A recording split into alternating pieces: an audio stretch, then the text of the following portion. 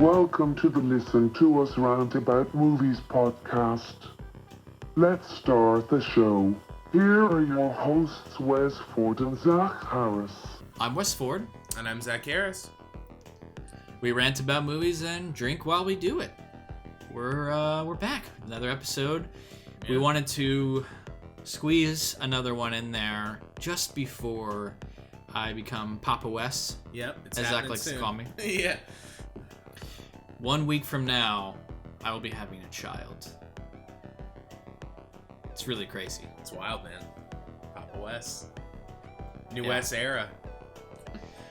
You know, everyone's like, oh, enjoy your time, enjoy the sleep. But it's like, I feel I've been preparing for this for 9 months, so like in my head, I'm already like, yeah, I'm good. Let's get going. Let's move this. Yeah, like let's do this. Yeah. I don't want. A week is like, oh, it's too long now. It's like, just get here. Yeah, seriously. No, but I'm excited, and we'll probably take a decent hiatus after that, just because, you know, for obvious reasons. But yeah, I wanted to get another one in there, and we had a good movie to choose from for that. Yeah. On this episode, we'll be discussing what we've been watching, followed by a review of the Russian sci-fi film Sputnik. And tonight we are drinking some beer. Zach, what you got? I've got the Pipeworks Premium Pilsner. Believe this is a new beer. It's very good. I've been looking around for it. Haven't been able to find it, and I found some, and I'm very happy about it. It's a treat. It's an easy. They gotta get treat. some Pipeworks. Gotta get some Pipeworks down here. Yeah, Pipeworks is great, man. I love it. You drink their beers all the time. Yeah, man. Yeah, I want to try it. I'm drinking one I've had before, but it's a good one. Elysian, from their brewery, the Space Dust IPA. You can find this pretty much anywhere down here, at least. These are like just sold in gas stations now. Oh, really? Damn. Yeah. It's like $2 for this like tall boy can. Shit, that's pretty killer.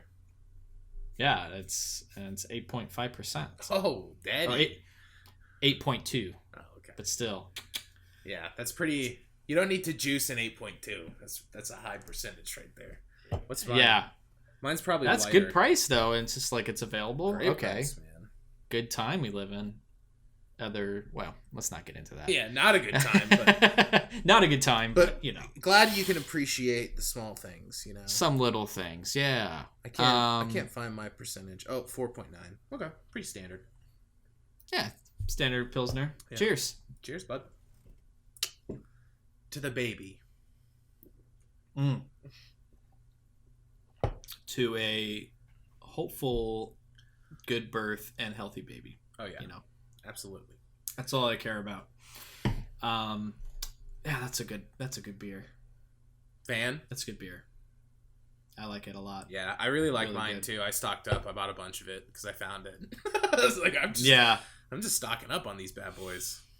Oh, it's always great when you find like a good like new beer. It's like you're like, this is my go-to now. Like, I'm on a kick. Yeah, it's my go-to. That's great. Hell yeah.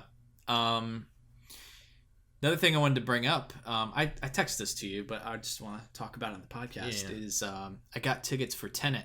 Yeah, man. Really excited for that.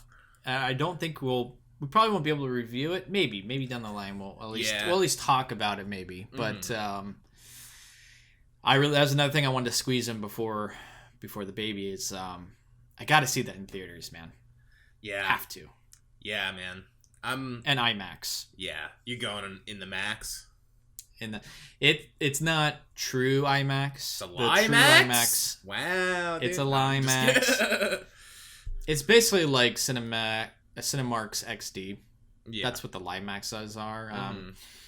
Still good, you know, big size screen and audio and stuff, but it's not the true IMAX. That one's sold out. Couldn't get tickets to that. Bummer.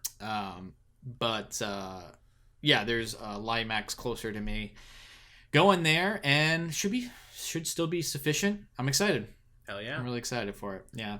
I know it's playing at the box here, but I don't know if I can go yet. Too many people around. Too populated, dense area. It's got to pop up at a drive-in. I'm just waiting for this thing to pop up at a drive-in. And then I'm pouncing. Yeah. And it's like, I know they're doing all they can, but just the city factor has me a little... It's a densely packed area. Yeah. That's a good point. Yours is probably a little different than over here. Yeah. You know, just because it's more compact. Mm-hmm. Yeah, I know it's a risk. I understand. I'll be wearing a mask, and they have socially distanced. Yeah, they're not seats. selling all the. They're not selling. Seats, right? They're not selling all the seats, so you're away from other people at least. Yeah, totally. Yeah, so, man, get it in. I wanted to get it in. You gotta let me know how this thing is. I'm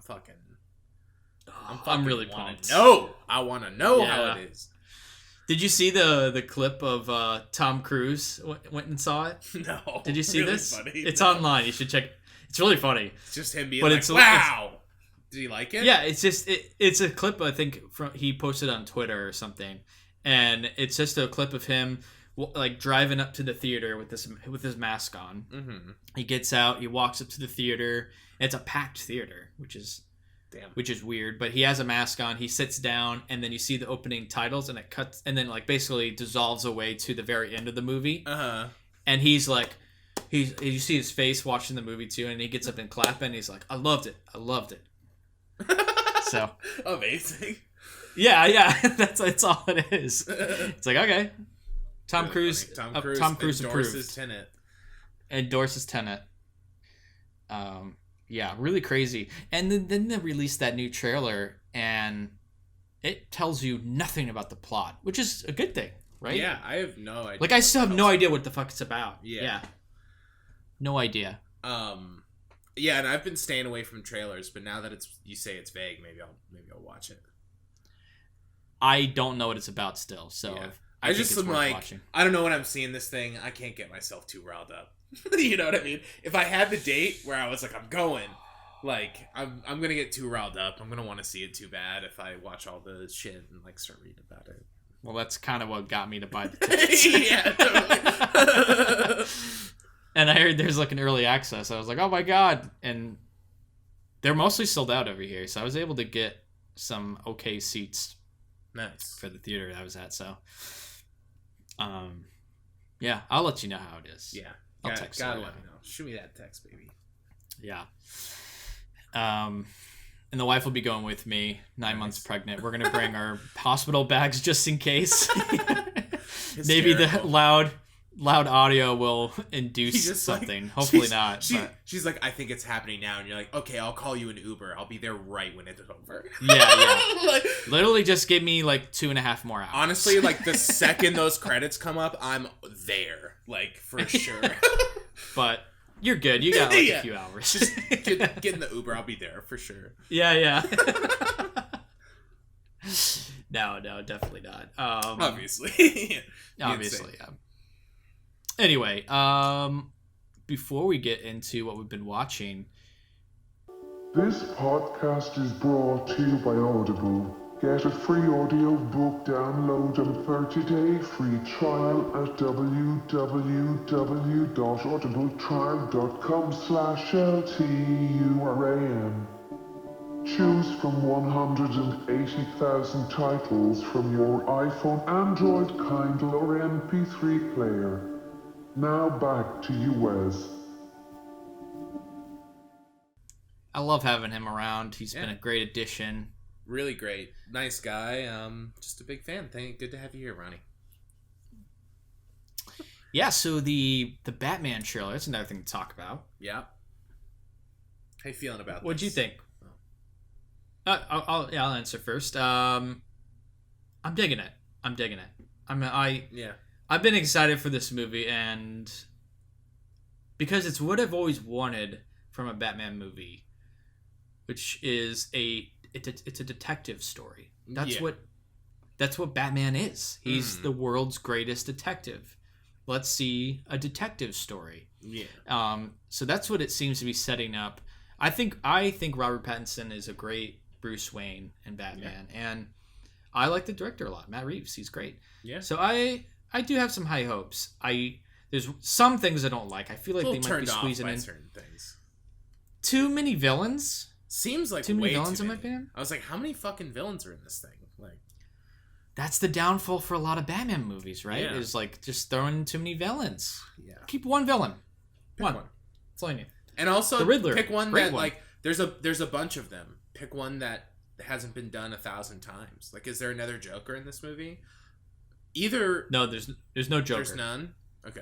No Joker. Seemed like they were alluding to some Joker shit though, or is that Riddler shit? It's the Riddler. Oh. Similar. Yeah. But yeah, the Riddler. Yeah. That's the main guy, a main villain, I guess. Paul Dano is playing him. Yeah, let's get Clayface going or something. You know? Yeah. And then they have. This is the worst. Colin Farrell as Penguin. Oh yeah, that's terrible. Why? No, cut that shit out. Cut it out. Because Cut it out. okay, it's either is it gonna be like him just like, I know someone who might know something about this, and then it's like bang, and it like pushes in on like a photo of like the Penguin on a clue board, and then he has like one scene like interrogating these villains, you know what I mean, like to get info or something. I could see that happening, and that being like the like having like little bit things. Yeah, that's such like a detective story like structure. Yeah, maybe. But then also, he just exists in the world or whatever. But then also it's going to be the most winky shit in the world if that's the case. You know what I mean? Like, oh, it's the Penguin. You know? Yeah. I don't know. Yeah. Who's to say? I don't know anything about it, but I will say. And then you got Catwoman. Oh yeah, Catwoman. Just a lot going on. You know. But what do you think? Because you haven't really. An opinion yet. I didn't like the music choice personally. Felt pretty weird.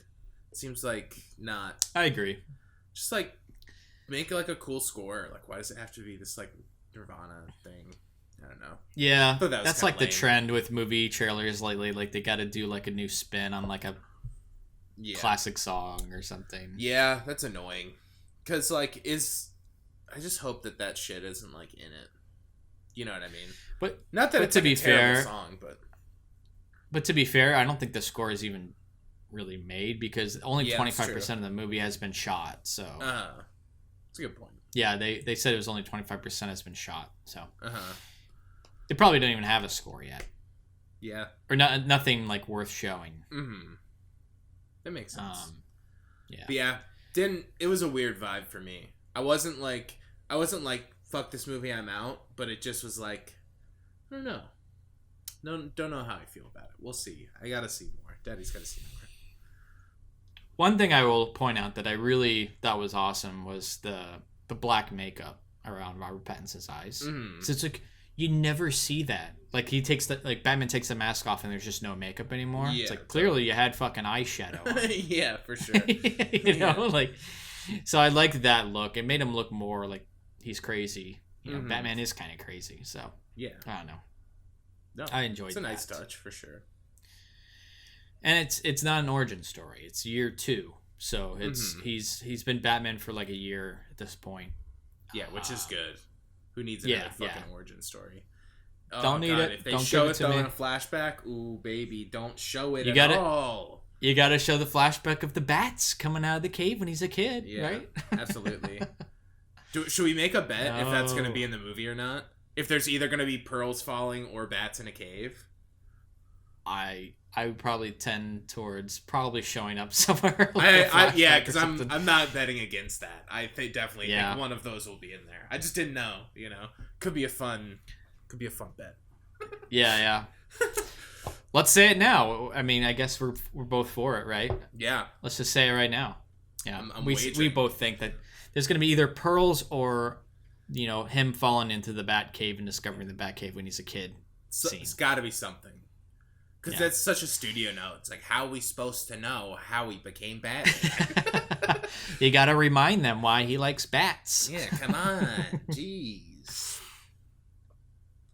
But another thing I wanted to bring up about this, too, is too many... What's DC doing with these? There's too many, like, multiple simultaneous universes. I was going to bring that up, too. I think it's weird. Like, it's... I don't think people that are, like general audiences or people that are, like, nerdy enough like us will know... Like, they won't know what's going on. Yeah. Because there's like I think it's the same year.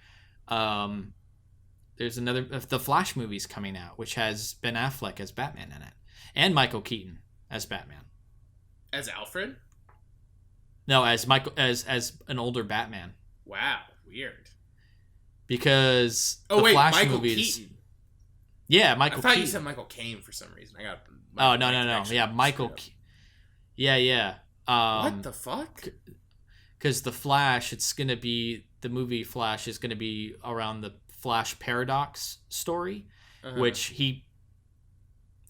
I don't know enough about it to explain it properly, but I know that he goes to like he goes to alternate dimensions. No, basically. I knew they were gonna do this where they can't just make separate storylines. Like if you're gonna do it, just do that. You made Joker, that's a different thing. Never bring it up again. It's done. Right. Now you're doing this. Okay, sure. But now they just gotta put them all together, man.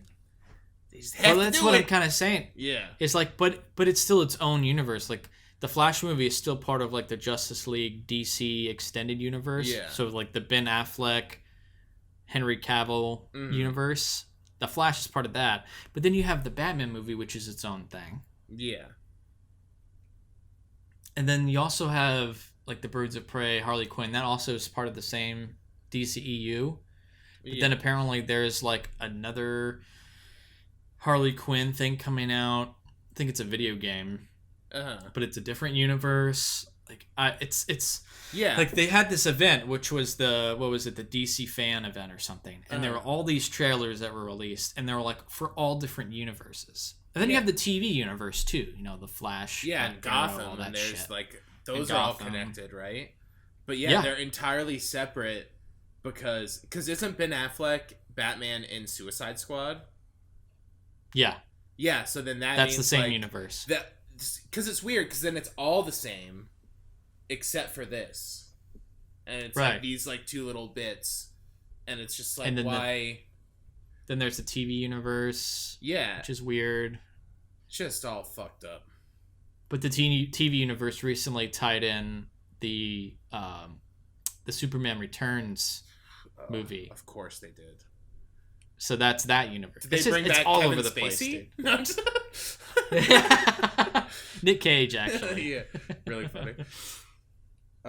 Yeah, that's a whole sticky scenario that I just like don't get. Yeah. Because then I just know in me somewhere down the line they're gonna get their grubby mitts and they're just gonna shove them all together. You know what I mean? It's just so inevitable. Like once they're opening up alternate like parallel universes and they're tying in like the Tim Burton Batman movies like into these. Yeah. It's just like it's fucking over. If you can like retcon movies that were made like 20, 30 years ago, then why would you not incorporate the ones that you're currently making? At least in like stupid winks where it'll like push in on like something like in the Batman. If he's like, a newspaper comes up, it's like anniversary of the date of the riot that the Joker killed everyone. You know what I mean? And it's just like flies away out of a trash can, and that's like all it is. But it's like they just had to do it. You know what I mean? Yeah. And well, that's the weird thing is like, so back to the Flash movie, you have the Michael Keaton Batman, so that's the Tim Burton. Yeah. Like what? So that's like an alternate universe that he's gonna visit, and then you also have Ben Affleck. So basically, in 1 year, there will be a movie with 3 Batmans. Yeah, that's wild. Yeah, and I don't think anyone, I mean, other than people like us and fans or whatever, are gonna know what's going on with that. Yeah, because I don't think anyone's gonna get that. A new Batman movie comes out, and it's just like, why is this different, Batman? Like, why is this a different one? Like, because then they're gonna go see if someone's like seeing all of them. I mean, if they're seeing all of them, they might have. They probably known, but it's just weird because it's like, which one comes out first, the Batman or the Flash movie? I think the Batman does. Even more confusing. Yeah, that's what I mean. Yeah, it's weird. Yeah, it's goofy. Do you think there will be a flashback when there's the flashback of him in the cave? They'll get the same actor who was in Joker to play young Bruce Wayne. And it'll be like a very, God. very tiny Easter egg that no one knows. Yeah. It's weird.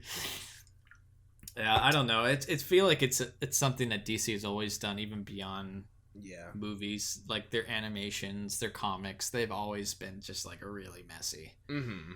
So I guess it makes sense that it's moved on to this new media. It's cool though. Medium. Like I have no problem with like the concurrent.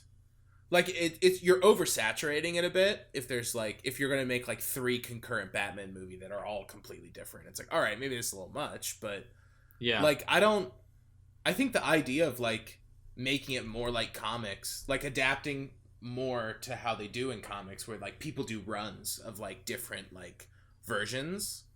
Yeah, different stories. It's like cool because I mean that's what happens before. It's just every time. Yeah. That person gets that version until they run it into the ground and then they make it again 10 years later is how it used to be.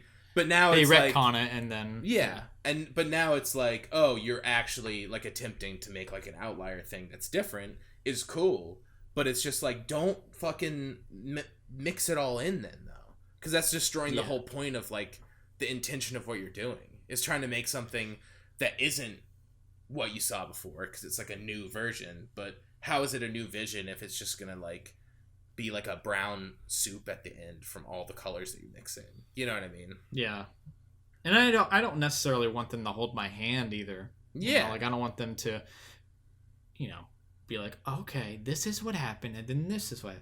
But I don't know. It just I feel like it's just a recipe for some sort of messiness that absolutely.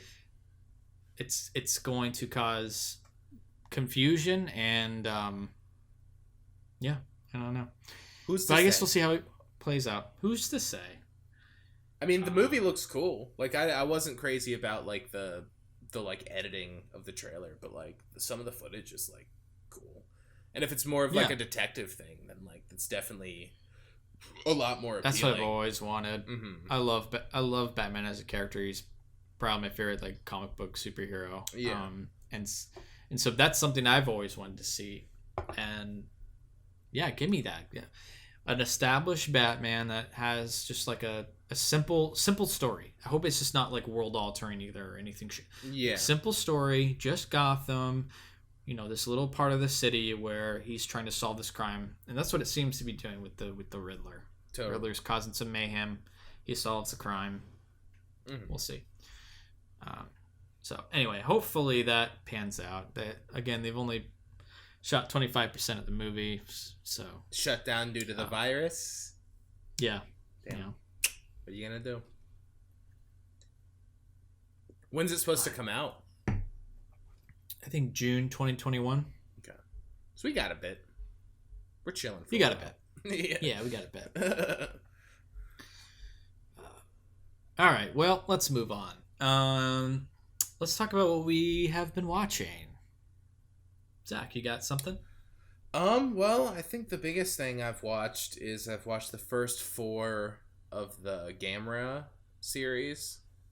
Which is like a... Gamera? Yeah, it's like a Japanese monster movie series. Kind of like response to Godzilla. From like a different studio. But he's a flying turtle. Like a giant flying turtle. And I always read that they were like a lot goofier. I had never seen any of them. The first one, pretty good. Liked it. Pretty standard. It's black and white, which is fine. But like, just pretty standard like Japanese monster kaiju movie thing. And then the second one is a banger. Really loved the second one a lot. Yeah. It's about these like people like stealing this like opal from a cave, and then it ends up being an egg for like a giant monster, and then the flying turtle comes and fights the monster. It's like hell yeah. Amazing. But like I feel like the human storylines in a lot of these movies are always like a little lacking, or sometimes that's the part that's like it's like come on, what's going on here? But like framing it around a heist I thought was really fun. I had never seen that in a movie like this. It's usually just like kids fucking up some technology, or like just like people in like a natural disaster happens, and then it's just like people in response trying to figure out how to solve it. You know what I mean?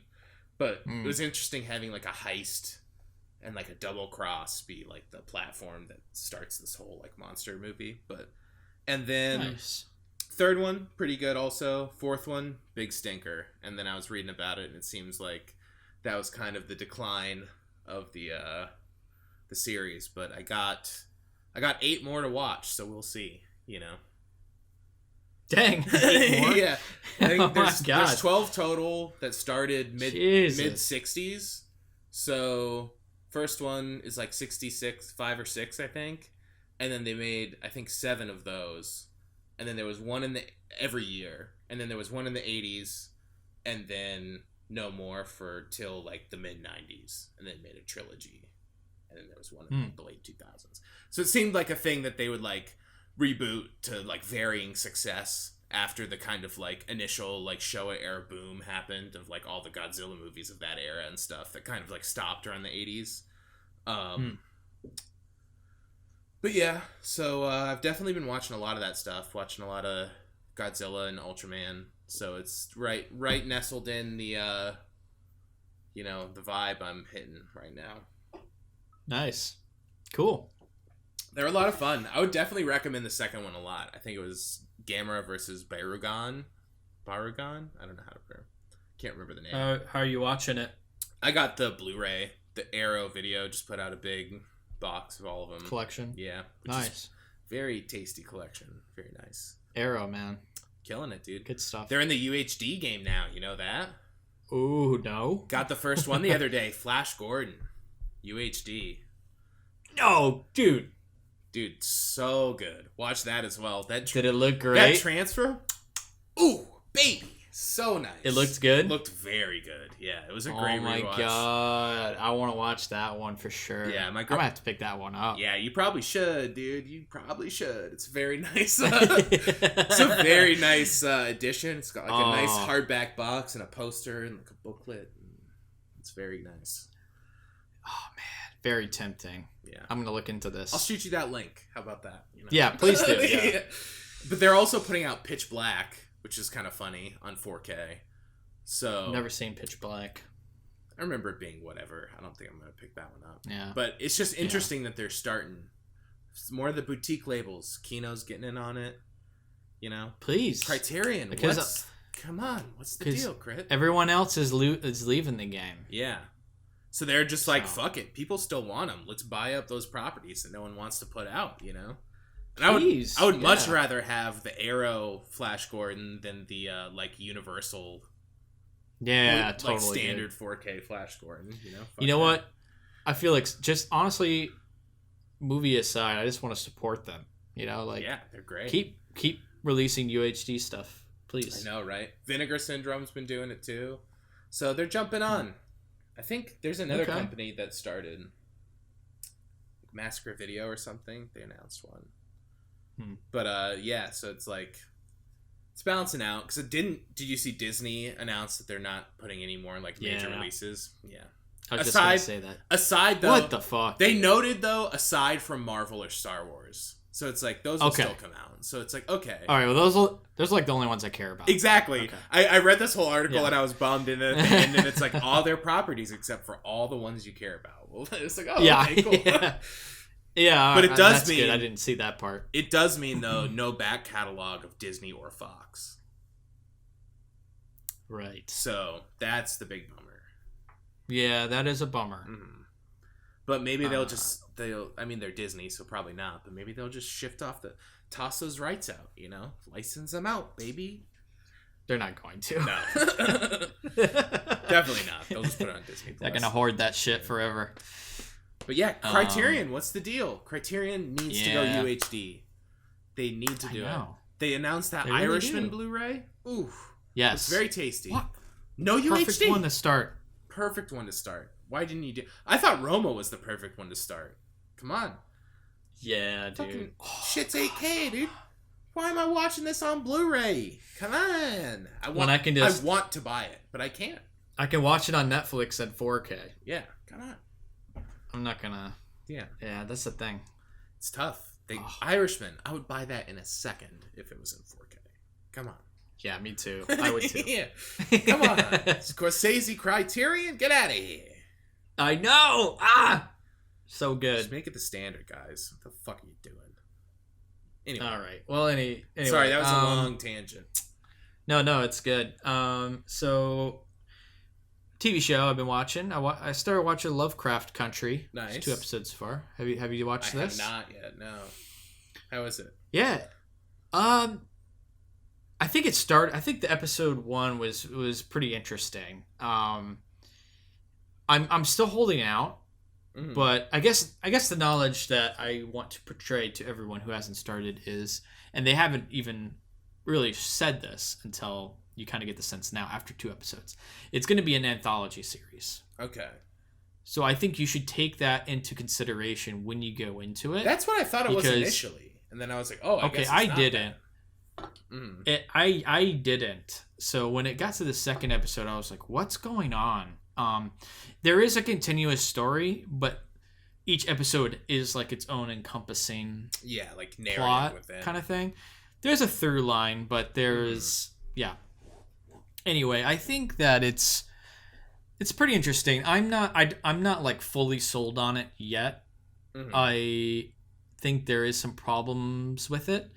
I do think the first episode was a bit stronger than the second, although I really like some stuff in the second episode. So anyway, the first episode kind of starts off, you get introduced to the characters, and then they like head out onto this journey. So there are some things they face along the way. So it's a lot of setup for that one. That got me a bit curious. The second one, they really start to discover a story, a Lovecraftian story, and they get involved in that. I thought the editing was really weird and the writing was sort of choppy. And it was very different vibe from the first episode. Okay. So that's what threw me off. And this was before I knew it was an anthology. So I was sort of really just taken aback by it. I think the story and writing is a little strange and needs some tuning. But the acting's great. I think the actors are awesome. Jonathan Majors, Journey Smollett, Courtney B. Vance, they're all in it. There's some surprising stars in it as well. That I think the acting's awesome. And the production value, it's HBO. Top notch. Yeah, totally. I know it was shot in Chicago, I'm pretty sure, for most of it. In the Pilsner area. So I'm curious. Maybe I think a lot was shot in Georgia, too. Oh, yeah. I don't know. Because there's a lot of country stuff. There were a lot of shoots. I would see, like, I was working in the neighborhood at the time, and I would see like the notices up everywhere or whatever. Oh, cool. Yeah, maybe they shot some of that neighborhood stuff there. But yeah, it's worth checking out. I can't say too much more other than spoiling it, and it's still just sort of an introduction, so I don't have a lot to go on, but worth checking out. And one thing that I did find a little strange is they talk a lot about race, which is fine, but I find it kind of weird because the main characters they like Lovecraft's stories, and then I did some research on them, and you find out that H.P. Lovecraft was like a big racist. Oh yeah. So I find it kind of weird that they're like into this guy, and there's themes of race, but they're like sort of worshiping this racist stories. I thought it was weird. Maybe they'll just make a little comment minor on it at some point. Maybe it's like a maybe they will thing. Can I ask a question? It's a about minor that? note. I don't know if it's a spoiler, so I guess you can cut it out if it's a spoiler. But is it them like going into Lovecraft stories? No. Okay. Good. No, it's not. Okay. Yeah, no. I was like, are they gonna get like transported? Is it like a guy like fish out of water like in the story? Like, whoa, what's going on here? Yeah, I know from what I can tell you. Okay. But it's just like it just exists in the world. Like they go to Lovecraft Country, which is sort of made up fictional land of the U.S. That's written in his novels or whatever, and they just experience weird stories that happen there. Okay, interesting. Yeah, they're like all little short stories. But yeah, I'm into it because of the Eldritch horror, like that stuff. I think the casting's great. I think the acting's great. High production value. So Oh yeah, definitely worth checking out. I've been meaning to watch the first episode. I just been in Gamera Land. What are you gonna do? You know what I mean? Yeah, right. No, you should check it out, dude. I want to know what you think. Yeah, for sure. And that's been streaming every Sunday at 9. So that's nice. Yeah, Lovecraft Country. I watched a movie that I'd been curious about for a while. I think it came out last year. Yeah, it's called The Death of Dick Long. Directed by Daniel. Funny title. Yeah, Scheinert. I don't know how to pronounce. But I thought this was good. I enjoyed it. It was a little I could see where it was going. It's kind of like it's like some buddies hang out and they like get drunk and are like shooting off fireworks and shit, and then the next day you find out like something happened to their third friend, and it's kind of like them dealing with the fallout of what happened the night before. You don't know exactly what happened, but like they're kind of like a couple of like dinguses, you know. It's did you watch Relaxer? Yeah, I did. Yeah, so the guy in Relaxer who has the like 2-liter hands who comes over. Oh yeah. He's one of the main characters in it. He's one of the main two guys, and I think Oh, nice. I loved him in Relaxer. I thought he was really funny. Yeah, he was. And good. He's very funny in good. this, and it's kind of like a similar character, and it's also kind of like an interesting vibe. They definitely play up that kind of character, like for humor, which to like varying degrees of success, I would say.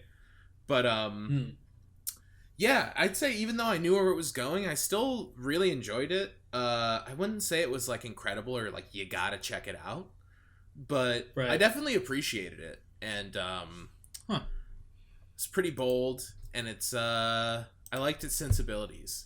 I would. It's something where I definitely like check out whatever this person made next, even though I didn't think this one was like perfect, you know. Huh. Yeah, it was fun.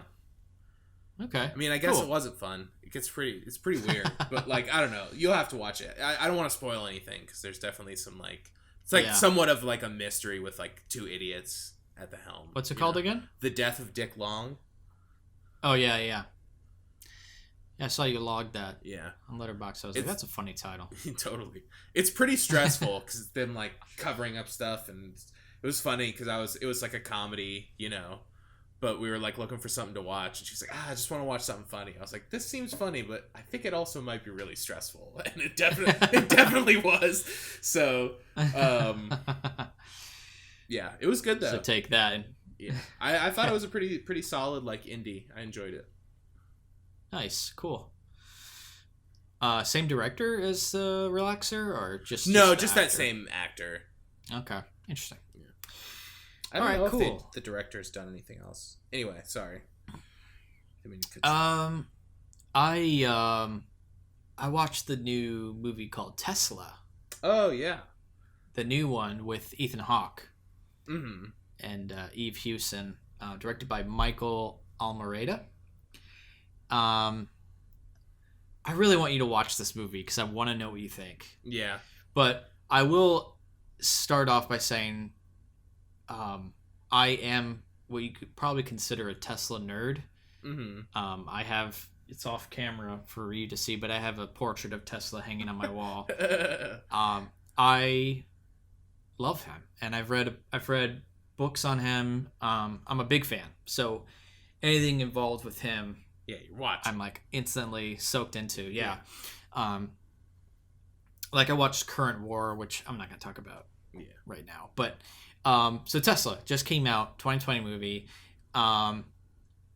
Very bizarre, and unorthodox, and but I couldn't help but sort of admire it for how weird it is. Like it uses certain techniques where it's done on purpose, you know, like there are constant projections onto a wall of supposed to be like this background. Yeah. So instead of like going to locations or whatever, you know, a lot of stuff is Ethan Hawke like looking at like a waterfall or sort of, you know, walking around an outdoor space or whatever, but it's clearly a projection. Like it's a flat wall. He's looking at a flat wall.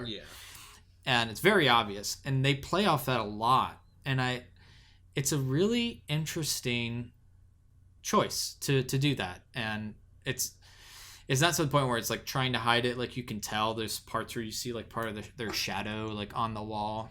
And then there's a part where, for one, they mix in some modern music into it. Interesting. Which is strange, especially for one part. And then there's a part where Ethan Hawke sings a song, and I don't want to spoil it for you. But I will tell you who does that, and it's kind of amazing. Okay. Because it's so out of left field and so strange. I couldn't help but like it. I don't think it's that successful in everything it tries to achieve. I don't think it's I don't think it's a great movie. But I did enjoy it, and I appreciated the cojones it had to. God damn it. Yeah. That it had to like do it in this style. I don't know. Yeah. Got me intrigued. I don't know. I think it's I think I'm really curious what you think about it. I really want you to check it out. Okay. What's it on? Did you like rent it, or is it like on? I rented it on Amazon. Okay.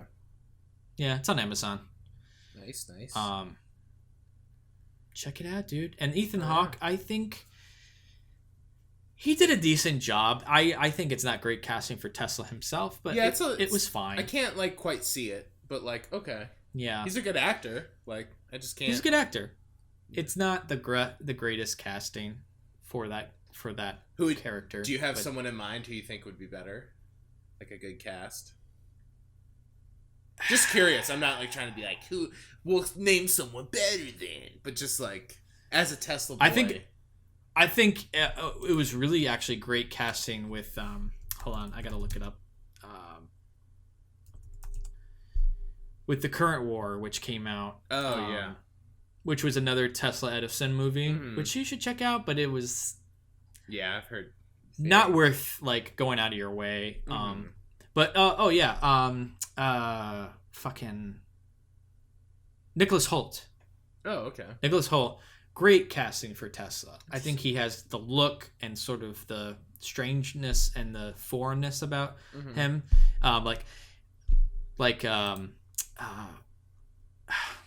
I'm sorry, I'm going blank here. That 8.5. Fucking Ethan Hawke. I know, right? Probably.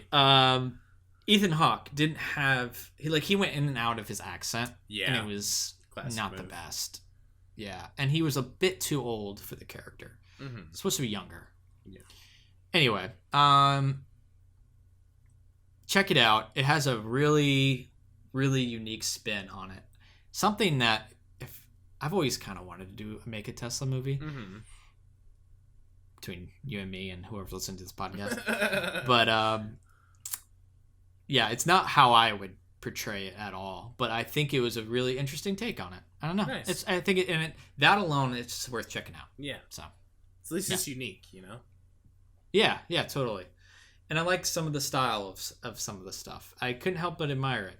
Nice. Couldn't help it. Interesting. Yeah. Definitely intrigued. Yeah. And then just to attach on to that, I watched Tesla World Light. It was like a little animated short that was made in 2017. And it kind of was like tied in on Amazon. I was like, you might also like this. And it's 10 minutes long. So I was like, watch it. I'll bite. Yeah. Yeah.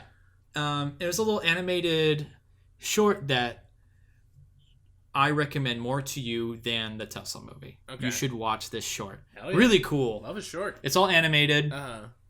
10 minutes on Amazon. Or it might actually be on Hulu. Either way, called Tesla World Light, came out in 2017. It's a little animated short that was made in Canada.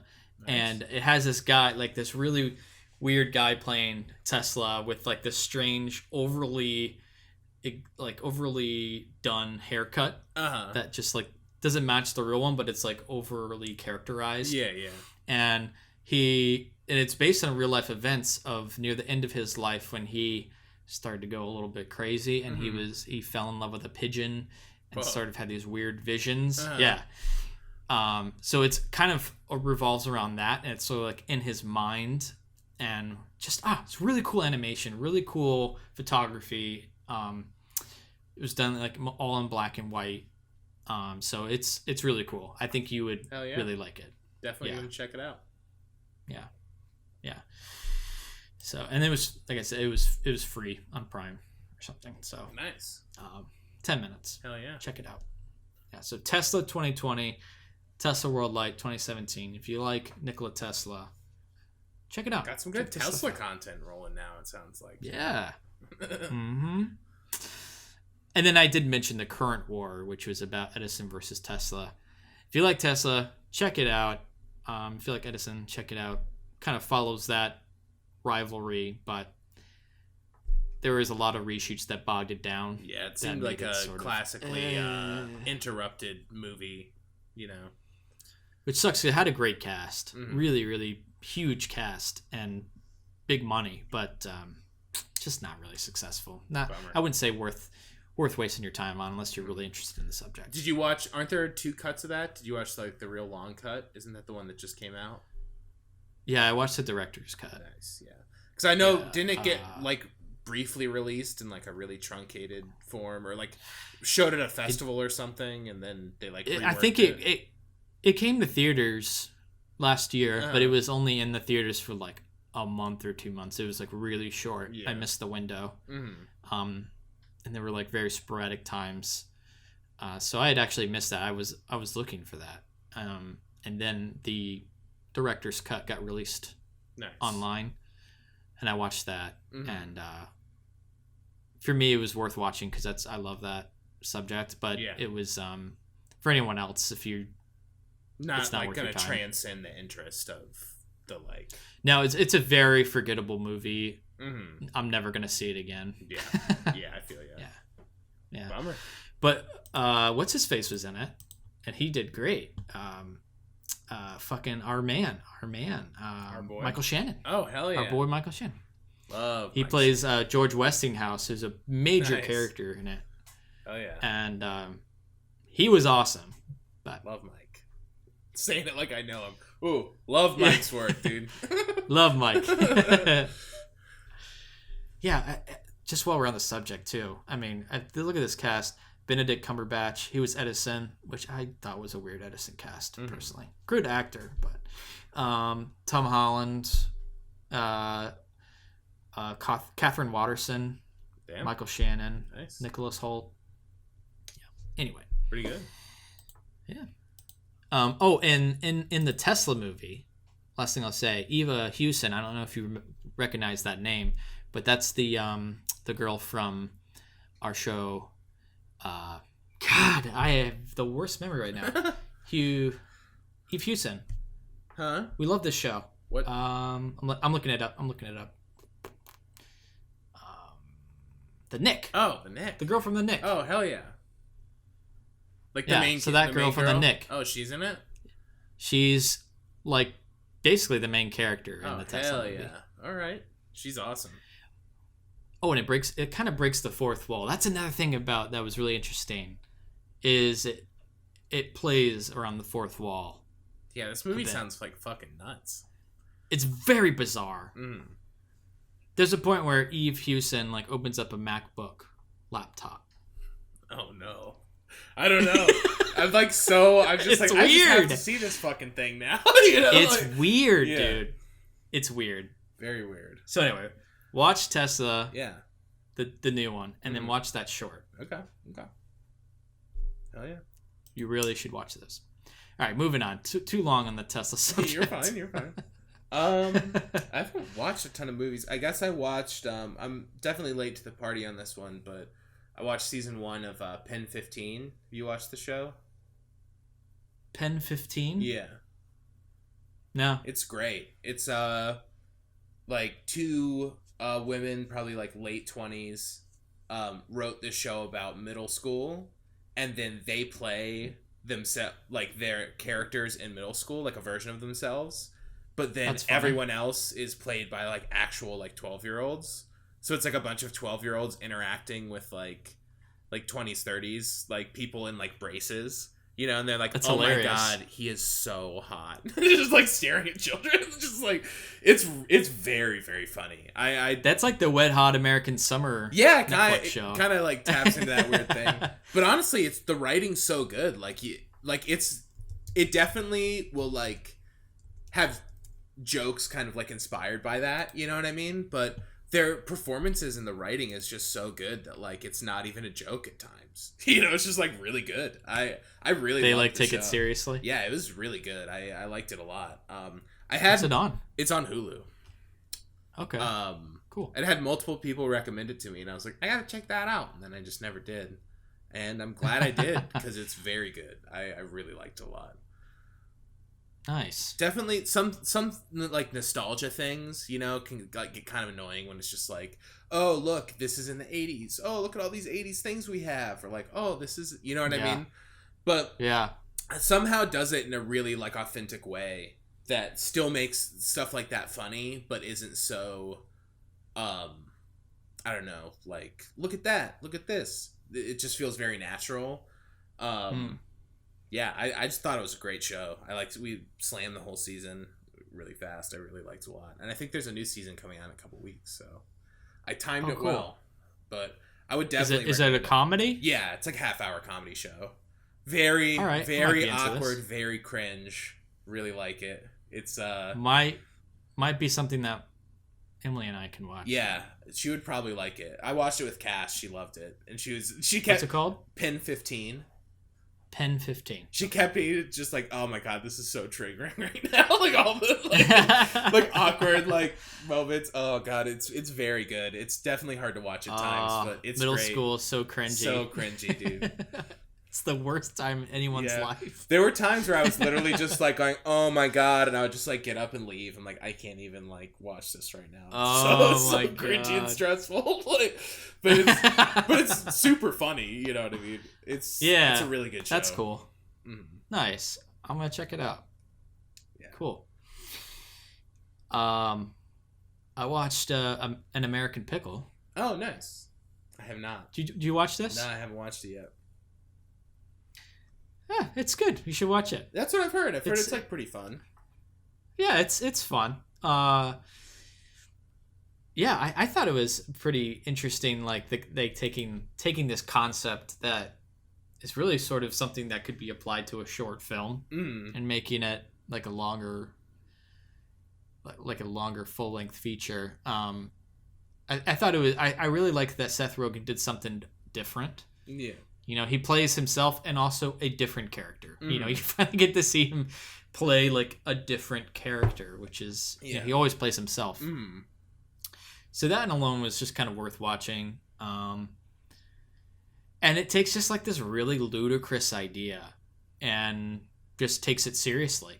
And that's what makes it funny. Yeah, just the fact that this guy gets preserved in a vat of pickles. Yeah, and he's discovered hundreds of years later, and he's in Brooklyn and he meets his like great grandson, and then what happens, you know? Yeah, totally. And so you get these two different worldviews of them both trying to be successful in different time eras. Just a fun kind of movie. It's just worth checking out. Nice. Yeah. I was kind of surprised by it. I enjoyed it. Hell yeah. Not much else to say other than that, but yeah. Sometimes in these trying times, all you need is just a nice comedy, you know? Yeah, just need a nice little comedy. Nice little comedy. And it's a way different kind of style than like, it's not like Judd Apatow or anything like that. It's you get to see Seth Rogen work with like a different director and a different style. So that was nice. It was refreshing. Hell yeah. Yeah. Crazy cast too. Yeah. You'll recognize a lot of faces. Yeah, I guess don't ruin them. Yeah, seems like a pop-up movie. Else. Yeah. Yeah. I don't know what else I have. I guess I watched Over the Top, the Sylvester Stallone movie, and Cliffhanger. I had seen Cliffhanger before that. Nice. I hadn't seen Over the Top. Over the Top is very funny. It's very bad. Have you heard about this movie? No. So it's Sylvester Stallone. It's like late 80s, and he's a trucker, and he has like a son that he wasn't there for, who's like super like snooty like military school kid, and he like picks him up in his truck and like to drive him cross country to see like his sick mom or something. So it's just like him like arm wrestling dudes at like diners, and the kid being like, "Dad, why are you doing this? This truck's smelly." You know, just like really really really silly. Oh my god, I have heard of this movie. This is the Sylvester Stallone movie with the It's worth watching though. It's a good like arm wrestling. I like did like a video chat with some friends and like drank beer during it. It was pretty fun. It's very that's cool. And Robert Loggia plays the villain, which I'm always down to see that guy fucking yell and scream. Love him.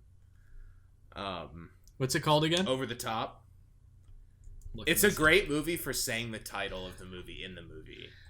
Because it's like an arm wrestling term, you know, when you get someone over the top. So they go, "Oh, he's got him over the top!" Like so many times in the movie. "Oh, he's going over the top!" And then it like zooms in on their hands. Is he going to go over the top? You know. That's fantastic. Pretty good, like, you know, pounding some beers watch. It's pretty bad. Hey, I'm into it. Yeah, it was fun. I've been trying to watch more of these types of movies, honestly. Mm-hmm. Cliffhanger didn't hold up as well as I thought it was going to. I thought Cliffhanger was going to be a real fun one, but it was kind of boring, honestly. I know Cliffhanger. I haven't seen that one. It's just either, a super ludicrous plot. It's like Sylvester Stallone is this like part of this like rescue squad in the mountains where they go like rescue people with helicopters. And there's this like the like Department of the Treasury is like transferring money in a plane because it's the only unheistable way that they can transfer money. And of course they're like a heist and they crash in the mountains. So it's like these bank robbers and Sylvester Stallone, who's this rescue team guy. It's like, who made this like nature survivalist Sylvester Stallone bank robber movie? You know, it's just like, what is going on? So bizarre. So weird. I was just like, how did they like, who thought of this? It's just so strange. There's some fun scenes in it, but the 80s, man. Yeah. I would definitely say Over the Top over Cliffhanger. Okay. Cool. I'll talk about one more. Another 2020 movie I checked out. I'd heard a lot about was Relic. Oh, the yeah. horror movie. Yeah, I saw you watch that. Yeah, man. We're checking out. It's mainly because it has a really cool concept that I really enjoyed. I thought it was actually pretty terrifying, the concept itself. And it takes a while to get to that. Yeah. And this is sort of the downfall for me, was like, it takes a while to get to that concept. And then when you're like, you're like, oh man, this movie's fucking scary. Yeah. And you're like, oh shit. I was even out loud saying, oh my God, and stuff. But as soon as you're starting to enjoy that sweet horror, it ends. Bummer. It's over. Yeah. And it's like, give me more, you know? Like, I wanted a little bit more, drag that out. Like, they could have like done it a little bit longer and just sort of dragged it out a bit, because it was such a cool concept. I don't want to give too much away, but it is about a haunted house sort of thing. And they take a unique spin on that, and imagine that the house itself, the house is haunted. You know, there's not spirits that make it haunted. The house is haunted, and it's almost like a living entity. And imagine getting trapped in like an endless hallway. Yeah, is scary. And the way they play it out, and the set design is fantastic. So worth checking out. Really cool concept for a horror. Just, I wish they had a little bit more. Squeeze that out a little bit more. A little bit more. Pretty short movie, but it feels like it kind of builds up to this concept. You get there, then they're out, and you're like, yeah, okay. Yeah, I got you. But other than that, I enjoyed the experience. It was nice. It was scary. Yeah. Yeah. Mm-hmm. Hell yeah. That was by a first-time female director, Natalie Erica James, her name is. Nice. So, cool. I'm really excited to see what else she makes. Oh, yeah. Yeah. And that's it for me, what I've been watching. Yeah, I mean, I watched some trash, but I watched, like, House of Wax. Yeah. But nothing to talk about, really. House of Wax had some cool ideas in it, but pretty bad. Like, overall. Yeah, I remember seeing that movie forever ago. Yeah. Pretty bad. I'm on a big early 2000s like thriller horror kick. Watch all the Final Destinations, all the I Know What You Did Last Summers. Yeah. Good stuff in there. Yeah, honestly, Final Destination 1 and 2, good. I'm in. I like them. I remember liking those. Yeah. Like I think I've only seen the first two. The rest of them are fun to watch, but they get progressively worse as they go. Yeah. Till the last one, I was just like, what's even going on in this? The third, I'll always know what you did last summer. The third one, unwatchable. Mm-hmm. It's the only movie in a long time that I'm like, I can't finish this movie. This is an unwatchable movie. It's so bad. Like, oh man, now we're talking horror. I'm getting excited because it's approaching October in that season. Yeah. Ooh, got to get into the stuff. We got a lot. We're like making the list already. We're getting shit lined up. I'm about to like start putting them on the schedule, man. I'm excited. Oh my god, let me know. Yeah, let me know, man. I might follow along with you. I'm definitely watching all the Hellraisers. Cass hasn't seen, or let me clarify. Okay. The first 3 Hellraisers, all of them. Like, I don't need the other like 7 or however many are. But I'm watching the first 3 Hellraisers for sure. I did already watch Texas Chainsaw 1 and 2. Yep, I recently watched both of those too. Those are great. I feel like there was another big series that I was gonna slam. I'm trying to think. I got the Blu-ray. I'm staring at my shelf. Jason? Yes, that's coming out. I'm gonna watch all those. Nice. I'm undecided if I'm gonna buy that Blu-ray or not. It's expensive, but I do. But those are some good ones though, man. There's some cherry babies in there, There's some good ones. And there's also some straight trash, but it's also fun. Yeah, like the ones that are trash are fun. Yeah.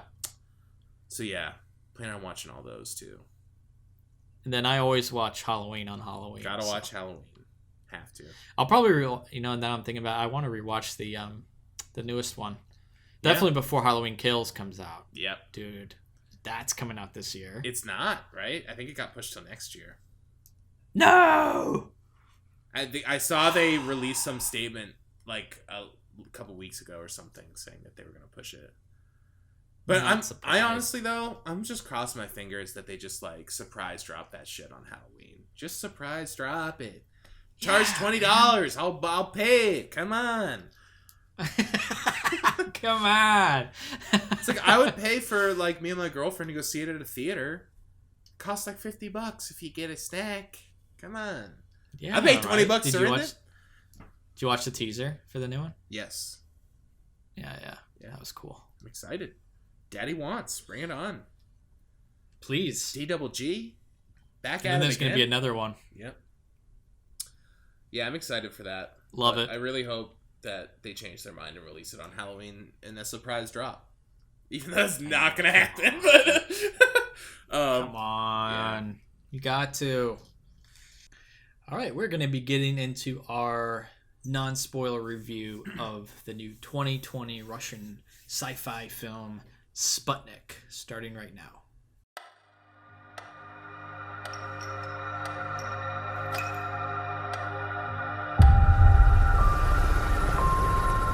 Судя по всему, на орбите произошел некий инцидент.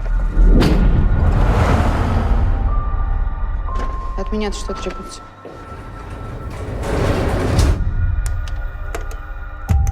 Семирадов моя фамилия. Требуется ваша консультация. Зачем они меня здесь держат, можете объяснить?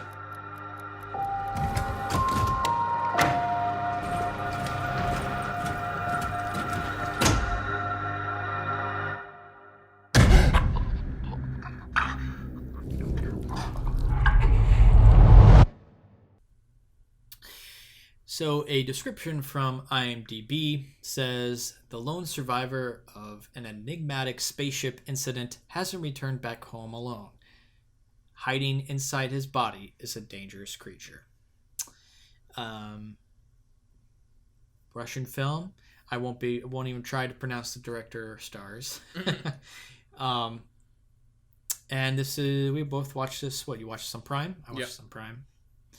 Yep, it's available for rent.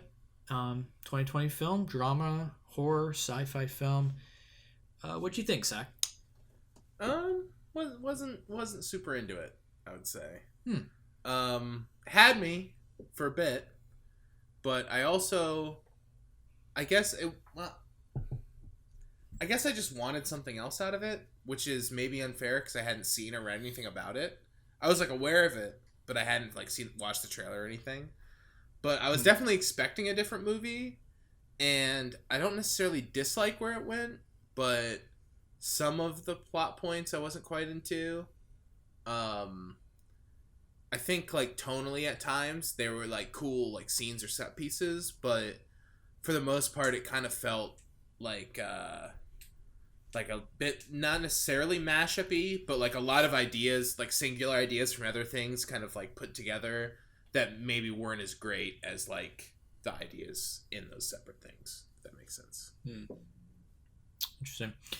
I think I liked it a bit more than you. I didn't love it.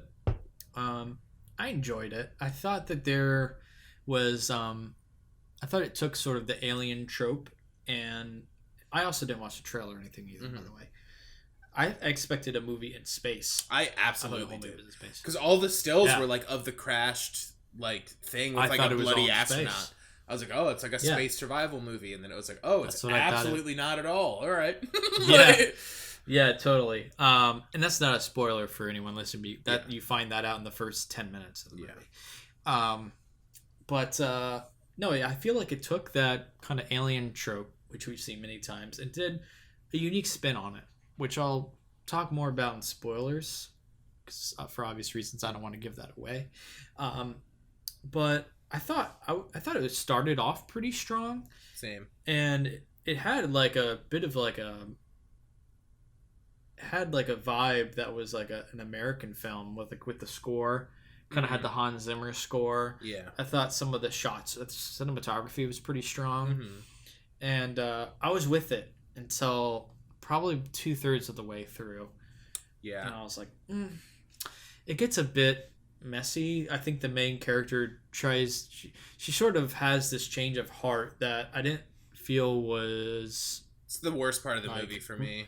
Was realistic. Yeah. I felt like I didn't think that her character would change in the way she did, and the way that it, I don't know, the plot points sort of developed from there, I thought was a bit messy. Yeah. So I think overall I might have liked it a bit more than you, but I did think that there was some stuff that was a bit At first it's like setting this pretty big stage because there's like a lot of buildup in it, but there is. It was just kind of, for me, like by the end I didn't really get like what I was like supposed to get out of it, because I thought for what it was pretty overly long, like for what it's like trying to do, and it just felt like there was all this like emotional buildup and it never really paid off on any of that. So I was like, why couldn't have this just been like a lot more simple and like streamlined, and like I don't need this whole outsider backstory of like her coming in and being hired to like do all this stuff. It's like, how about it? She just works there already, and it's just about the alien, because it doesn't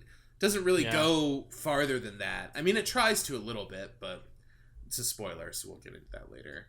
But it's hard to talk about this movie without spoiling. But I guess some final notes I'll just say is I thought the actress was pretty good. She's okay. I thought she did all right.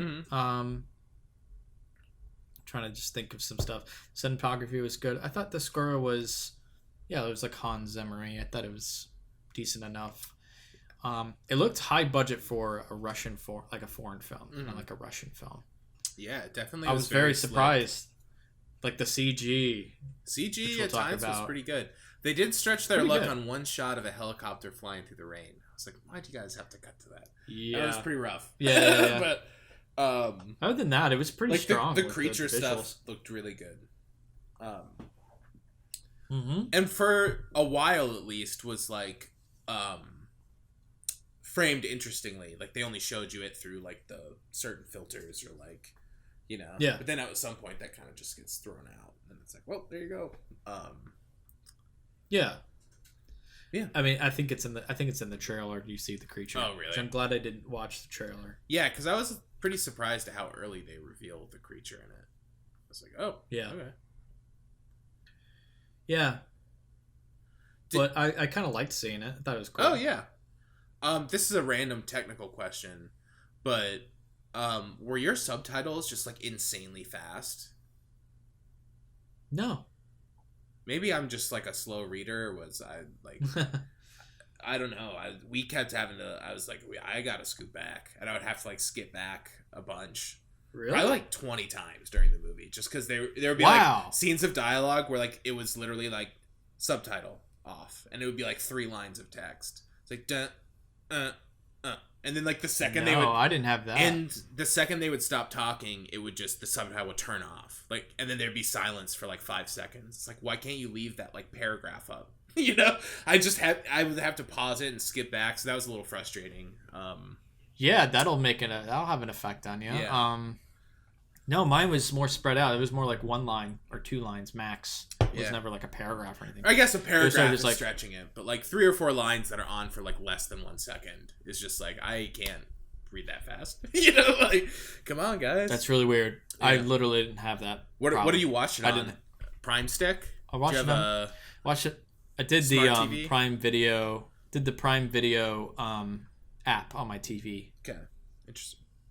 Just curious. What'd you use? I'm sure that What'd you use? I have a Fire Stick, so I use the Fire Stick, but Prime Okay. Video app, so maybe it's different. But they have like 12 options Might be different. for how to change your font and like your size. Yeah. But there's no option. I was like, what about time? Just like like extend subtitles. You know, like it doesn't bother like me. I adjusted mine. Yeah. Yeah, I adjusted mine to be like the second to the smallest. Not the smallest font size, but it was like this one up from that. Yeah. And that's all I changed. And I read it fine. It was only like 1 or 2 lines. It was never 4. Yeah. It's weird. Yeah. Even if Anyway, it wasn't that's- 4, it's just like a large amount of text to like read very fast. It's very quick. That's what I'm saying. I never had a large Yeah. amount of text to read.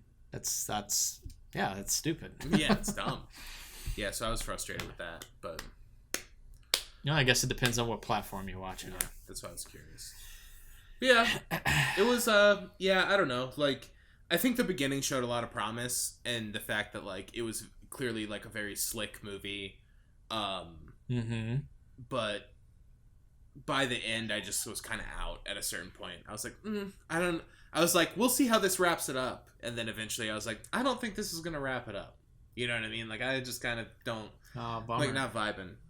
The score at times was really nice. Like when it started, and there was those like lush like pads and stuff. Whenever it was more like ambient, I was into it, but I'm kind of out on the like,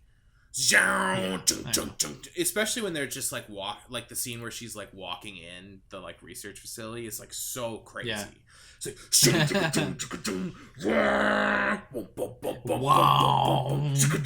and they're just like walking down a hallway. It's like, okay, like all right, you know, nothing's happened yet. They're just not all. At times it was overdone for sure, and it was definitely inspired by like Zemmer's score. Oh, but for sure. I think the most impressive part I was like, wow, cool, was when they're driving to the facility. And there's like a shot of like there's like a wide shot like a drone shot of them driving down this like remote road. Oh, and then it cuts to her like in the window and then back out. I was like, this is like high budget. This is like Denis Villeneuve shit. Yeah, totally. Right It definitely seemed like inspired by that sort of like it did. Villeneuve, like little Finchery, little Nolan-y, like kind of trying to nestle. It kind of had nestle in that corner of the room. With American those boys. cinema. Yeah. So that I was digging, but that's about it that you get of that. Mm-hmm. I think that's effective. Yeah, because that's really that's a spoiler. Never mind. But the camera is nice. They have like a real good quality camera. It looks I good. thought the lighting was nice. Yeah, like I like all the like weird like gross yellows and stuff, and like the like stark blues, wood paneled rooms. I thought the sets were pretty cool for the most part. But I did also feel like, even though the sets were great in period, there was a time where I was like, oh yeah, this is like a period movie. I kept forgetting too. It kind of doesn't feel like it at times. It doesn't fully feel like it. Yeah. You're sort of just like, Yeah, I agree with that. All right, well, cool. I think that we have enough sort of for the non-spoilers. Before you get into our spoiler segment, I'd like to interject to discuss that special deal from our sponsor again. For the listeners of the Listen to Us Rant About Movies podcast, Audible is offering a free audio book download with a free 30-day trial to give you the opportunity to check out their service. To download your free audio book today, go to audibletrial.com/LTURAM. Again, that's audibletrial.com/LTURAM for your free audio book.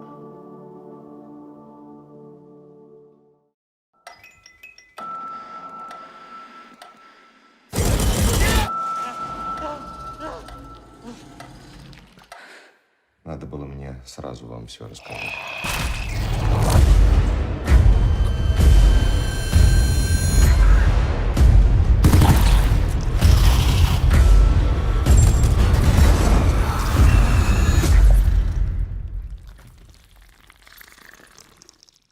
Бегите.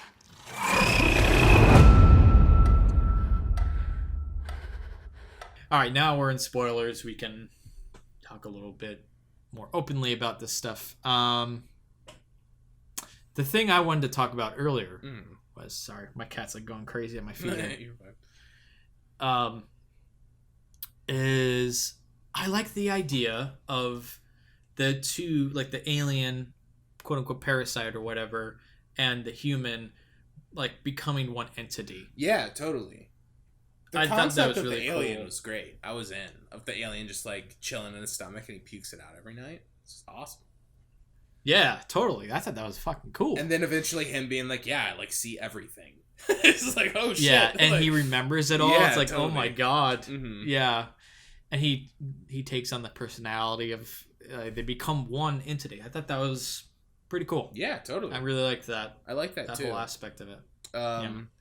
It felt like a thing for me that was like well done conceptually, but I just didn't think the script like went in a direction that was super interesting. Like them, like I really dislike her being like regarded as this like renowned professional and then like falling in love with a guy after like 10 minutes and being like, I need to save you and like whisk you away. It was like, I don't like that like storyline. That didn't transition at all. Yeah, he like escapes Like- one night and it's like, oh, is she scared of him? And it's like, no, she's like in love with him. What? You know, like It makes no sense. And it's weird because their only kind of connection that's sort of there is the dude is like really creepy. yeah. And there's like a bizarre like sexual tension that he's really attracted to her, but in no way is that reciprocated at all until she like tries to rescue him. Mm-hmm. Like that was a big flaw in the script. Yeah, I And really the did way, not like that. because it was such a weird shift. It's almost like we had like a reel missing, you know, like there's a Yeah. whole fucking segment gone where we see that connection blossom because he sort of hits on her. He's really cocky, kind of a dick. And she just stays professional and sort of is analyzing him, trying to research him. And then one night she just decides to break all the rules. Who doesn't seem like anything she would do. Yeah. She wouldn't break the rules. No. What? And she And also then- probably wouldn't fall in love with this fucking creep. Like, I also just have a He's problem. totally creepy. Have a problem with it conceptually. Like, the execution was poor for sure, but like, Yeah. like, why does it even need to go there at all? Like, I don't need that I at know. all. You know. Yeah, it was weird that it just you don't get the same tension from her side of it. Yeah. Like there's like a sexual tension from him because he's clearly hitting on her, attracted to her. He's like this cocky, intelligent astronaut, this cosmonaut. He's a very cocky, arrogant guy. And then she just sort of decides to rescue him, and I just never felt her emotions in that until the very end. Yeah, when he's like dying, and she's like, when he's like dying, she's just like, and she's oh, she's into him, I guess. Yeah, I thought that whole thing was bogus, and I wasn't poorly executed. Yeah, not great. Bad idea. I also just like, and I guess it's nothing against the idea of like the character. I kind of talked about this a little earlier. It's just like her payoff with like what goes on with her and like what goes on within the facility. I just like really did not need this. And I guess it's like people are always like, you always need the like outsider perspective going in on something. But I think I would have been more interested on just like the inside perspective on them like trying to handle this. Like it's a twist that you find out that this guy's gone rogue and he's like not letting it out. But if that was like more of the movie, I think that's just like more interesting. I don't know. It just it felt like 100%. Because like there's this whole like trial scene in the beginning where she's like talking to this board and they're like, you drowned this boy, like you're bad, you know, no one likes you, but you're also smart. And then he comes because she did that, and it's like, okay, so that just means that she's like, I guess, willing to like bend the rules to do what's like right in the eyes of the patient. Sure. But I don't think I need like 20 minutes of character development only to serve that like narrative purpose. You know what I mean? Because that never ever pays off. Like any of her backstory, I don't really, to me at least. So, and it seems like the only reason to incorporate that is so that like she's down when shit starts going weird. You know what I mean?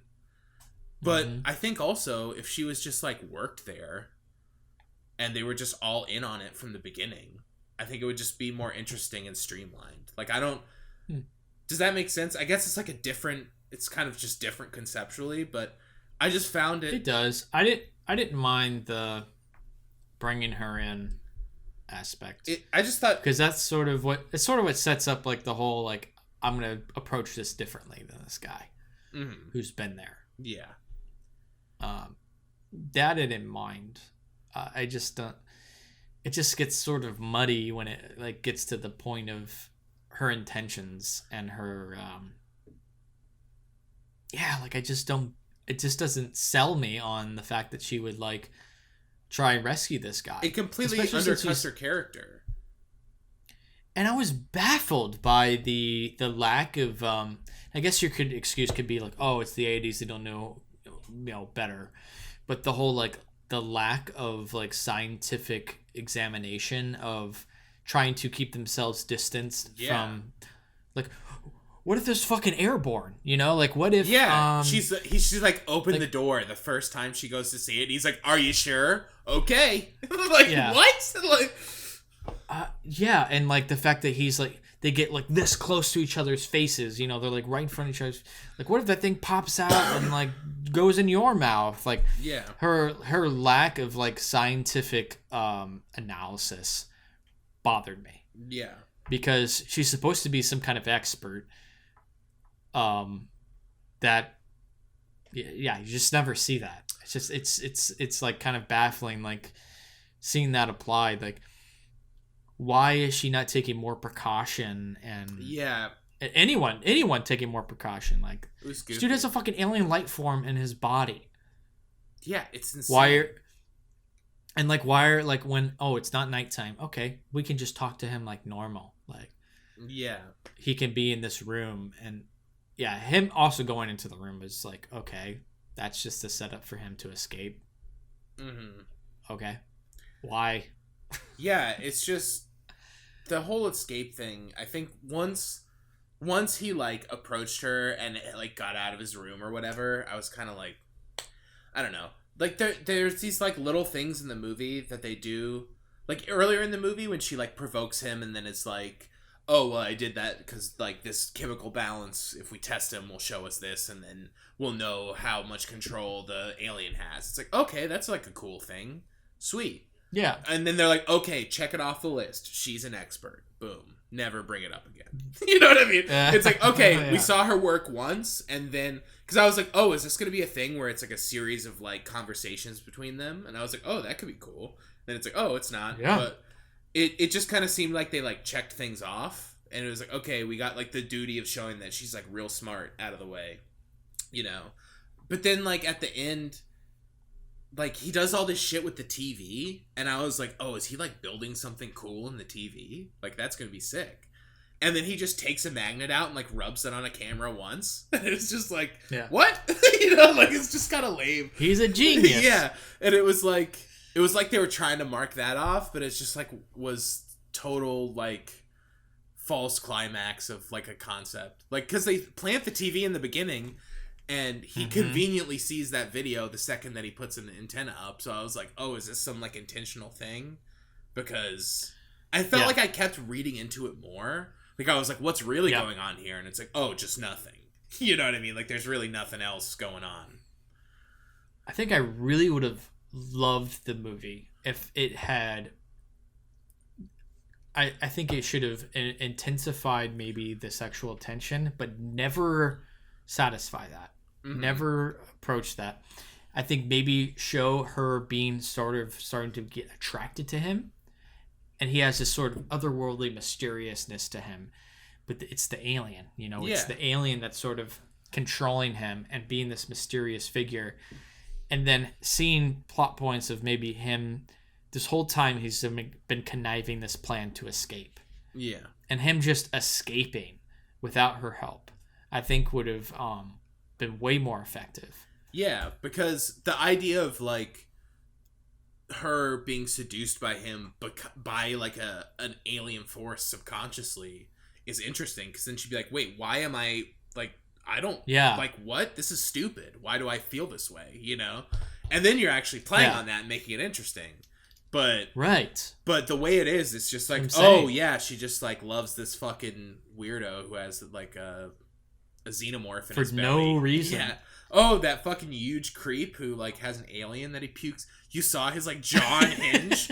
Like, what are you gonna do? Like, roll him over so he can, like, puke the alien out in the middle of the night? Like, yeah. Why do you like this guy? Like, I get that, like, she empathizes with people, like, for her job, but, like, that doesn't mean that, like, she's just gonna be like, man, I just, like, gotta fuck this alien guy. You know what I mean? Yeah.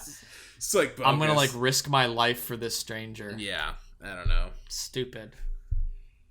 Yeah, I would have found it just way more fascinating if they had kind of made it more of a thriller and sort of ramped up that sort of the tension, and then the idea that you sort of see that he is sort of become the alien, you know, and that he's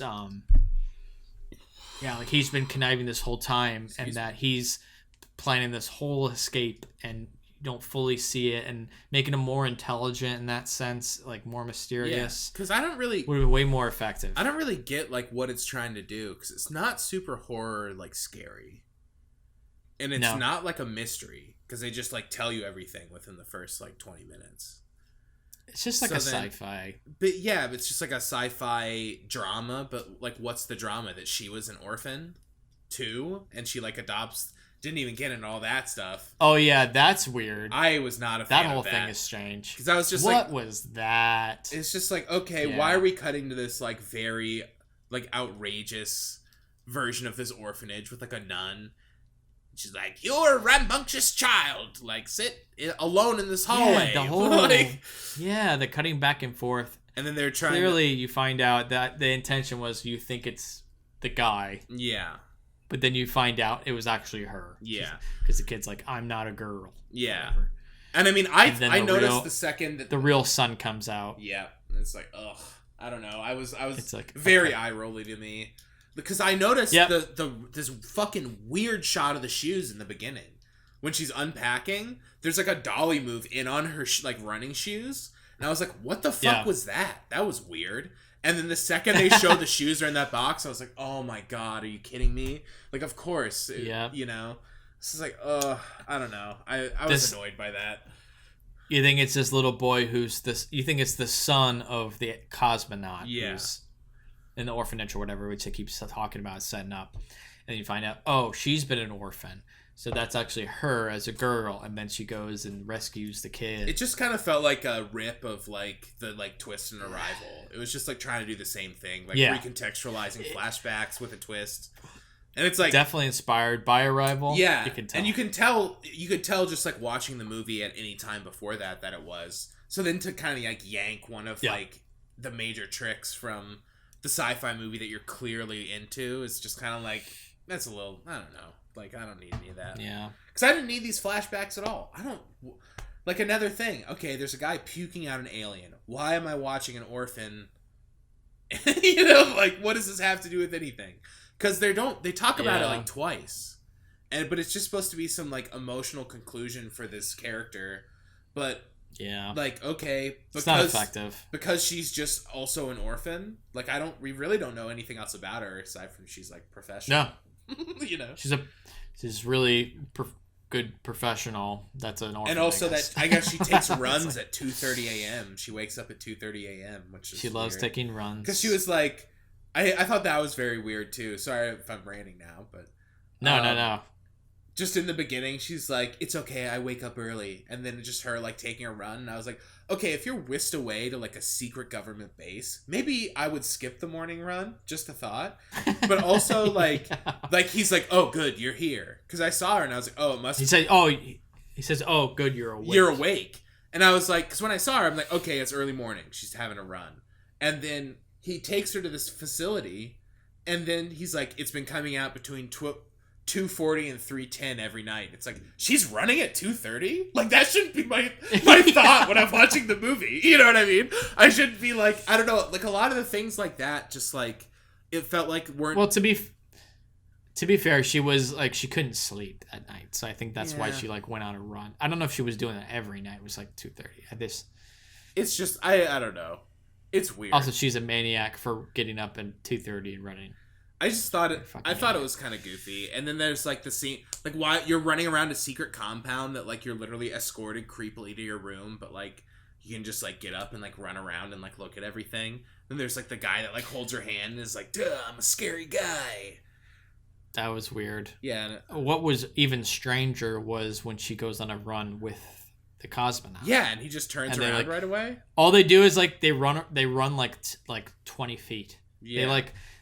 They run down this corner, turn, and then there's like a fence, and then they turn back, and he's like, I guess that's good.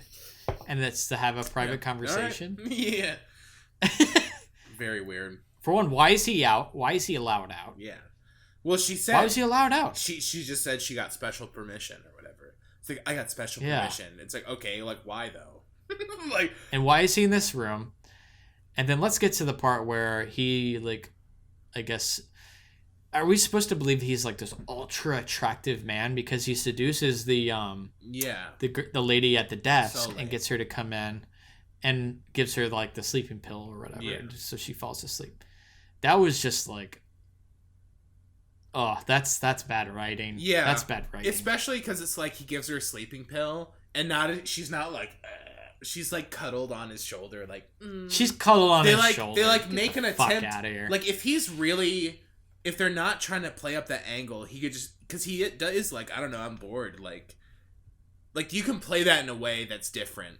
Like, it's felt like they were trying to amp up that he was like a hunk, and that she like wanted to do it because he was a hunk, which is like just fucking bogus. You know, it's just like, this is stupid. It's weird. Because he's not that much of a hunk either. Like, regardless of it being a bad idea, he's just like a weird creep who has an alien in his belly. Don't go near that guy. Just be like, no, I'm working, dude. Fuck, like, go. You know, like, you have an alien in your body. What the fuck? I don't want to hang out with you, dude. Fuck off, bro. Get back in your room. I mean, in a movie, you can make the most unattractive guy look like a hunk, but you don't get that from him either. Like, you don't get the sense that, like, yeah, he's cocky, but you just get the sense he's sort of just like creepy. Yeah, I don't know. It was weird. It's just really, I guess, just all women want to fuck this alien guy in this universe. Dumb. Yeah. Anyway. I feel like that's about all I got. I feel like I have one more thought.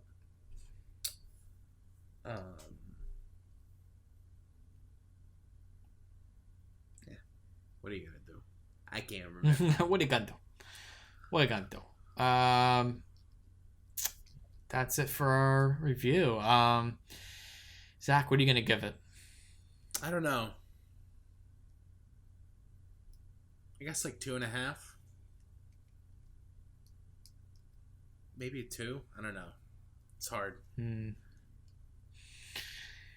Yeah, I'm bouncing between 2.5 and a 3.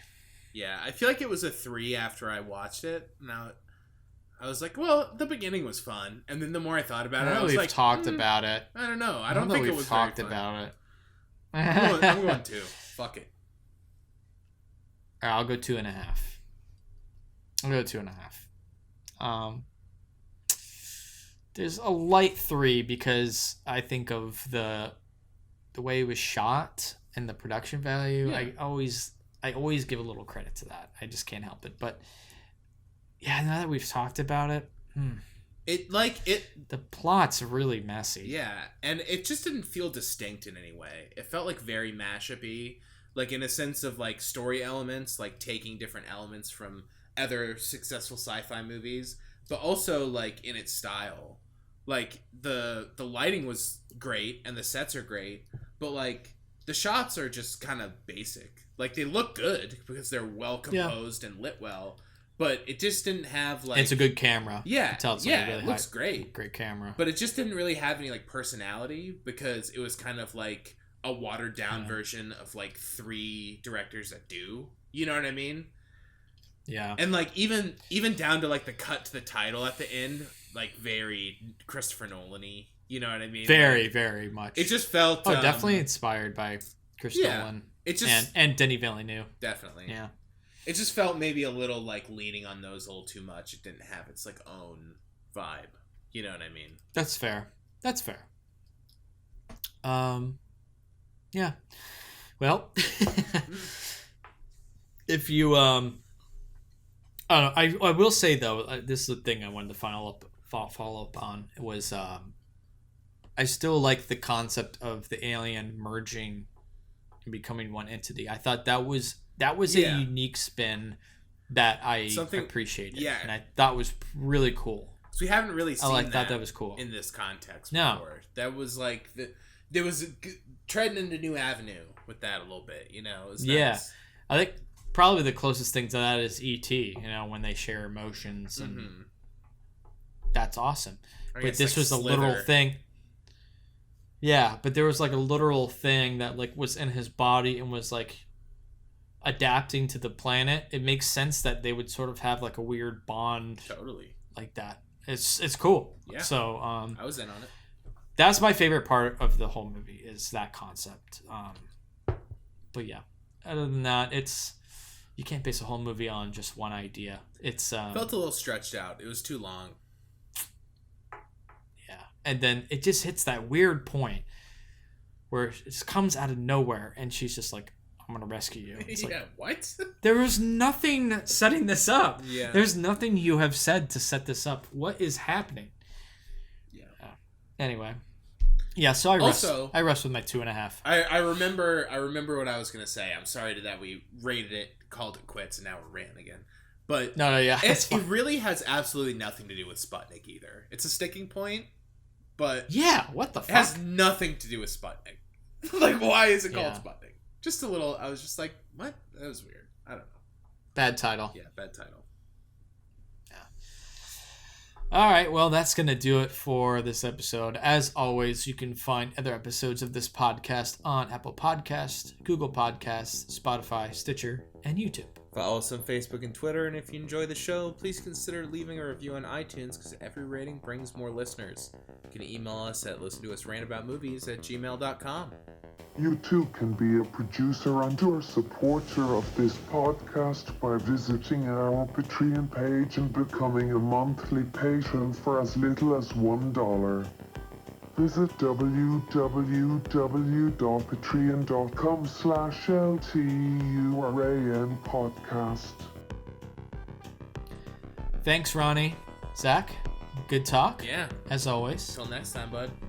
Till next time. Thanks for listening to this Listen to Us Rant About Movies podcast episode. Goodbye, and I will see you again on the next show.